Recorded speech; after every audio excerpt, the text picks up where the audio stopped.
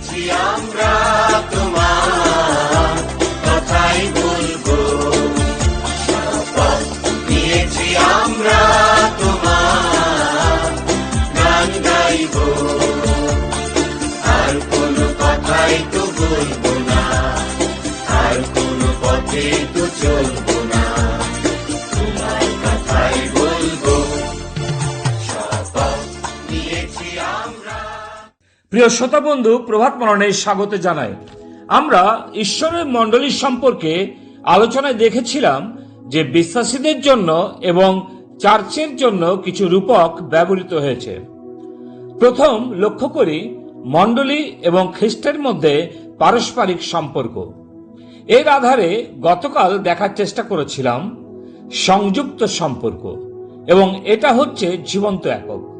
আজকে দ্বিতীয়টি দেখার চেষ্টা করি, যেটা হবে দাম্পত্য সম্পর্ক। বধূ তার স্বামীর প্রতি প্রেম এবং পবিত্রতা বজায় রাখবে।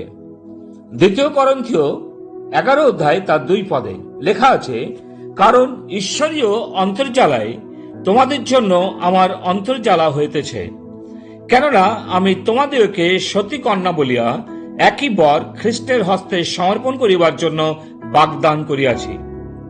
এর রূপক দাম্পত্য সম্পর্ক দ্বারা বোঝানো হয়েছে খ্রিস্টের প্রতি আমাদের সম্পর্ক স্বামী ও স্ত্রীর মতোই। এটা প্রকাশ করে খ্রিস্টের প্রতি আমাদের ভালোবাসা এবং পবিত্র জীবন। স্বামী ও স্ত্রী পরস্পরের প্রতি যেমন বিশ্বস্ততায় জীবন অতিবাহিত করে, তদ্রূপ খ্রিস্টের প্রতি আমাদের বিশ্বস্ত জীবন সম্পর্কের কথাই প্রকাশ করে। সাধু পৌল এফেসীয় পত্রে এই সম্পর্ক সম্বন্ধে বর্ণনা করেছেন। স্বামী স্ত্রীর মস্তক, এবং স্ত্রী অবশ্যই স্বামীর অধীনে বশ্যতা স্বীকার করবে। এর অর্থ প্রতিটি খ্রিস্ট বিশ্বাসী যেন খ্রিস্টের বশীভূত হয়। আজ লক্ষ্য করা যায় বিভিন্ন পরিবারে স্ত্রী স্বামীর মস্তক, এবং সেই সমস্ত পরিবারে অশান্তি লেগেই থাকে। প্রিয়, আপনার পরিবারে মস্তক কে? অনেক সময় বিশ্বাসীরা খ্রিস্ট প্রভুকে নেতৃত্ব বা হুকুম দেওয়ার প্রবণতা রাখেন, যেটা শাস্ত্রসঙ্গত নয়। চিন্তা করুন তো, খ্রিস্ট কি আপনার মস্তক? আপনি কি তার অধীনে আছেন? তার কথাগুলো কি আপনার ভালো লাগে? আপনি কি তার নির্দেশ জীবনে পালন করছেন? খ্রিস্টের প্রতি আপনার ভালোবাসা কতটা, আপনি 1 থেকে 10-এর মধ্যে নাম্বার দেবেন। তার উদ্দেশ্যে ও তার জন্য পবিত্রতা বজায় রাখতে হবে। ঈশ্বরের ইচ্ছা এই তোমাদের পবিত্রতা, কারণ ঈশ্বর আমাদেরকে অসুচিতার নিমিত্ত নয়, কিন্তু পবিত্রতায় আহ্বান করিয়াছেন।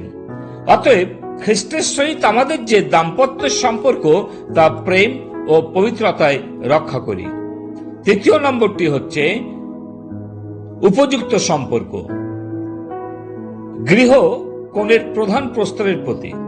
এফেসীয় 2 অধ্যায় 20 পদে লেখা আছে, তোমাদেরকে প্রেরিত ও ভাবাদিগণের ভিত্তিমূলের উপরে গাঁথিয়া তোলা হইয়াছে, তাহার কোনস্থ প্রস্তর স্বয়ং খ্রিস্ট যীশু।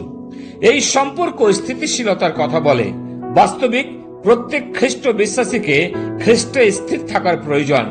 একটি গৃহের মজবুতি নির্ভর করে ভিত্তির উপর। যদি ভিত্তি সঠিক না হয়, তাহলে ঘর নড়বড়ে হবে এবং কিছুদিন পরে বিভিন্ন জায়গাতে ফাটল দেখা যাবে। আজ বলতে দ্বিধা নেই, অনেক বিশ্বাসীর জীবনে মণ্ডলীর মধ্যে ফাটল দেখা যাচ্ছে, যেটা প্রমাণ করে যে খ্রিস্টের প্রতি তার গভীরতা নেই। এর কারণ বর্তমানে অনেকে খ্রিস্টে স্থির নেই, আধ্যাত্মিক জীবনে কোনো বৃদ্ধি নেই, এবং বিশ্বাসের জীবন হচ্ছে নড়বড়ে। বাইবেলের সঠিক শিক্ষাগুলো জীবনে গ্রহণ করতে চায় না, মেনে নিতে ব্যর্থ হয়। 2 দিন থেকে ফেসবুকে ভস্য বুধবার সম্বন্ধে কিছু বিতর্কিত আলোচনা চলছে, কিন্তু আসলে বাইবেল ভস্য বুধবার সম্পর্কে নীরব। কেউ প্রমাণ করতে পারবে না শাস্ত্রে এ কথা উল্লেখ আছে। প্রিয়, আসলে যখন খ্রিস্টে এবং তার বাক্যে আমাদের গভীরতা থাকে না, যখন খ্রিস্টের প্রতি আমরা স্থির থাকি না, তখনই জাগতিক লোক দেখানো ধর্মকর্ম পালনে আমরা সচ্চর হই। খ্রিস্টের সাথে উপযুক্ত সম্পর্ক বজায় রাখতে হলে খ্রিস্টের বাক্যের গভীরে প্রবেশ করতে হবে, এবং খ্রিস্টের বাক্য নিজের হৃদয়ে সঞ্চয় করতে হবে, এবং তার বাক্য পালন করতে হবে। খ্রিস্টের প্রতি আমাদের স্থিতিশীলতা আগামী প্রজন্মের জন্য দৃঢ় ভিত্তি, অর্থাৎ আমাদের জীবন আদর্শ আগামী বংশধরেরা অনুসরণ করবে। যদি আমরা খ্রিস্টের প্রতি স্থির না থাকি, তাহলে ভবিষ্যতে মণ্ডলীর ছেলে মেয়েরাও প্রভুতে স্থির থাকবে না। প্রথম শতাব্দীর বিশ্বাসীরা প্রভুতে স্থির ছিলেন, যার কারণে আপনি ও আমি প্রভু যিশুকে জানতে পেরেছি ও নূতন জীবন লাভ করেছি। আপনার বিশ্বাসের ভিত্তি কি প্রভু যীশু খ্রিস্ট, নাকি অন্য কোনো কিছু? খ্রিস্ট ছাড়া যদি অন্য কিছু হয়, তাহলে সময় আসছে যখন আপনি অতি সহজে খ্রিস্টকে অস্বীকার করবেন। উপযুক্ত সম্পর্ক তখনই রাখতে পারবেন যখন প্রভুতে ও তার বাক্যে স্থির থাকবেন। গীত রচক বলেছেন, তোমার বাক্য হৃদয়ের মধ্যে সঞ্চয় রেখেছি, যেন তোমার বিরুদ্ধে পাপ না করি। কলসীয় তার 3:16 লেখা আছে, খ্রিস্টের বাক্য প্রচুর রূপে তোমাদের অন্তরে বাস করুক। অন্তঃকরণের সরলতায় প্রভুকে ভয় করিয়া তাহা আজ্ঞাবহ হও। প্রিয়, আমরা জানি যে 3টি রূপক দেখলাম। প্রথমত, সংযুক্ত সম্পর্ক, যেটা খ্রিস্টের সাথে আমাদের এক দৃঢ় সম্পর্কের কথা বলে। দাম্পত্য সম্পর্ক, এটা অতি ব্যক্তিগত এবং অতি গূঢ় এক সম্পর্ক পরস্পরের প্রতি। এবং উপযুক্ত সম্পর্ক, যেটা আমাদের বুদ্ধি সহকারে যেটাকে বজায় রাখতে হবে, দেখতে হবে তার গভীরতা কতটা আছে।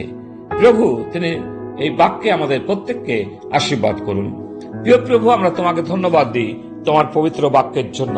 প্রভু, আমরা খ্রিস্টের মণ্ডলী এবং খ্রিস্ট সম্বন্ধে প্রভু কয়েকটি রূপক কথা আলোচনা করেছি। তুমি আশীর্বাদ করো যেন তোমার বাক্যের গভীরে আমরা প্রবেশ করতে পারি। প্রার্থনা প্রভু যিশু নামে চাই, আমেন।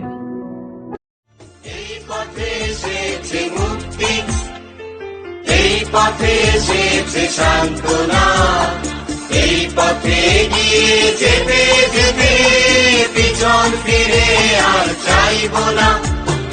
এই পথে এসেছে মুক্তি, এই পথে এসেছে সান্ত্বনা।